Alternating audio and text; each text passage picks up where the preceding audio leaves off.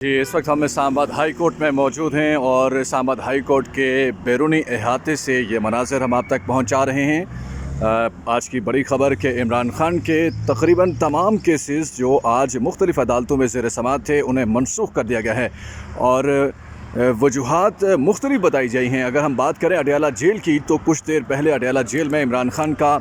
190 million pound case में उनकी आज पेशी थी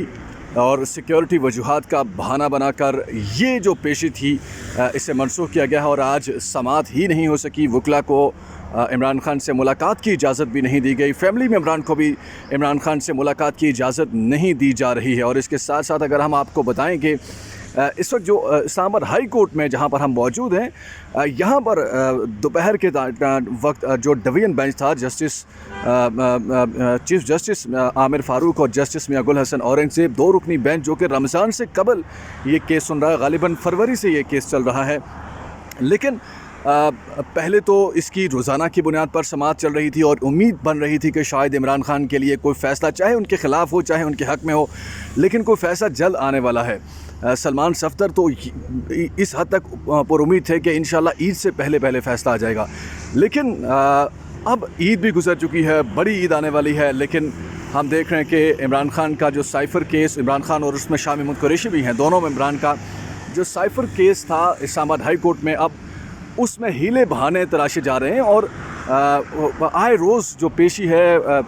पेशी तो इमरान ख़ान की नहीं, लेकिन जो वकला की पेशी जो है, हाज़िरी जो होती है, वो मनसूख कर दी जाती है और कोई वजह नहीं बताई जाती। आज इस्लामाबाद हाई कोर्ट के अंदर जो कॉज लिस्ट है वो अचानक से मनसूख कर दी गई है और ये बताया गया है कि जो डिवीज़न बेंच है वो अवेलेबल नहीं है और आज की तमाम जो लिस्टें हैं, जितने भी केसेस डिवीज़न बेंच, जिसमें चीफ जस्टिस आमिर फ़ारूक और जस्टिस मियां गुल हसन औरंगज़ेब ने जो केसेस सुनना थे, उन्हें मनसूख कर दिया गया है। तो ये सिलसिला यहाँ पर इस वक्त इस्लामाबाद हाई कोर्ट का है। ये तो हमने आपको बताया कि एक इस्लामाबाद हाई कोर्ट में, दूसरा अडयाला जेल में जो हुआ कि 190 मिलियन पाउंड की जो समाअत थी वो हुई नहीं, फैमिली और वकला को मिलने नहीं दिया गया। सिर्फ यही नहीं हुआ, बल्कि जो सेशन कोर्ट है इस्लामाबाद की, वहाँ पर भी हमने देखा कि आज बुशरा बीबी और इमरान ख़ान का जो निकाह वाला केस था, उसके ऊपर भी सज़ा के ख़िलाफ़ जो अपील थी उसकी समाअत होना थी, मगर वहाँ पर जो प्रोसिक्यूटर हैं रिजवान अब्बासी, जो कि FIA को रिप्रेजेंट करते थे मुख्तलिफ़ केसेस में, शुरू से इमरान ख़ान के ख़िलाफ़ जितने भी केसेस ये बन रहे हैं, चाहे FIA हो या चाहे कोई भी फोरम हो, वहाँ पर हमें नज़र आ रहा है कि इमरान ख़ान के ख़िलाफ़ रिजवान अब्बासी जो हैं वो पेश होते हैं। लेकिन अचानक से अब वो कह रहे हैं कि जी हम वकील साहब डेनमार्क चले गए हैं, मसरूफ़ हैं, पेश नहीं हो सकते। और वहाँ पर भी उन्होंने आज पेश ना होकर ये दरख्वास्त दे डाली कि आज की जो समाअत है उसे मुलतवी किया जाए और सेशन अदालत ने भी फ़िलहाल तो कहा है कि ई कोर्ट के ऊपर अगर पेशी बन सकती है, यानी कि ऑनलाइन वीडियो लिंक के ज़रिए रिजवान अब्बासी अगर हाज़िरी दे सकते हैं तो ज़रूर दें, ताकि जो प्रोसीडिंग है वो आगे चलती रहे। लेकिन दूसरी तरफ से जो वकील हैं वो मुसलसल जो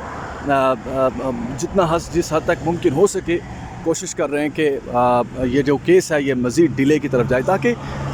जल्द अज जल्द कोई इसका फ़ैसला ना हो। अब हम आते हैं कि ये बुनियादी तौर पर इमरान ख़ान के केसेस जो हैं ये जा किस तरफ रहे हैं। देखिए, एक वक्त था कि